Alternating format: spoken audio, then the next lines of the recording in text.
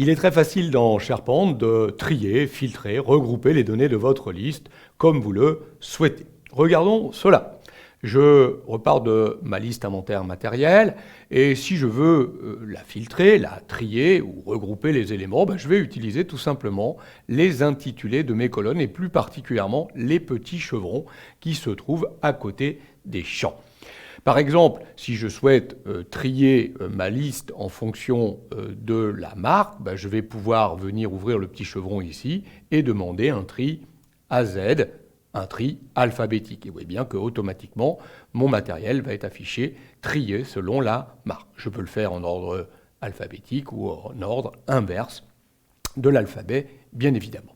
Je pourrais décider de trier, par exemple, sur la date d'acquisition. Donc là, comme c'est une date, il va me proposer de trier de la plus récente à la plus ancienne ou de la plus ancienne à la plus récente. Je vais choisir de trier de la date la plus récente à la plus ancienne. Notez que maintenant, j'ai trié en fonction de la date d'acquisition la plus récente, mais du coup, je ne suis plus trié par ordre alphabétique de marque. Autrement dit, c'est un tri simple.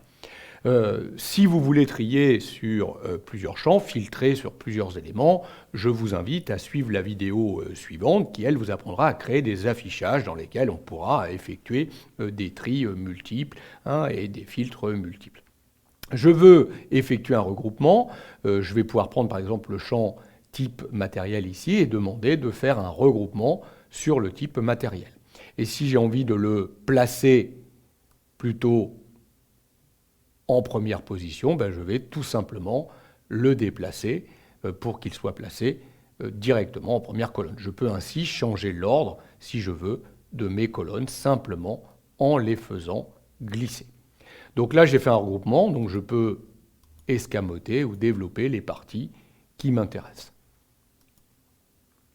Si je veux retirer le regroupement, il me suffit de désactiver le regroupement. Je veux effectuer cette fois-ci un filtre, je vais pouvoir tout simplement utiliser là encore le petit chevron, filtrer par, et je vais pouvoir cocher les éléments que je veux conserver. Je veux garder ces deux types de marques, les autres vont automatiquement être cachés.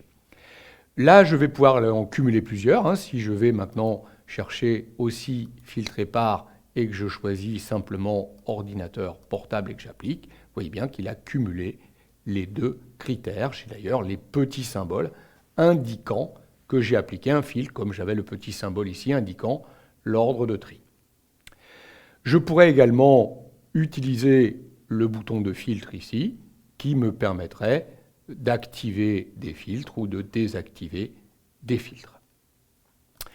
Voilà, ce n'est pas très compliqué de manipuler ces petits boutons qui se trouvent à côté des colonnes et qui vont vous permettre de trier, filtrer vos données pour afficher les enregistrements dans l'ordre que vous souhaitez, regrouper tel que vous le souhaitez.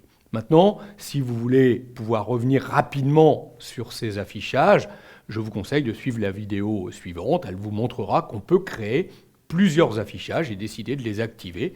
Et là, on retrouvera la liste directement affichée, filtrée, regroupée, et même avec des calculs, pourquoi pas de synthèse, qui pourront être réalisés.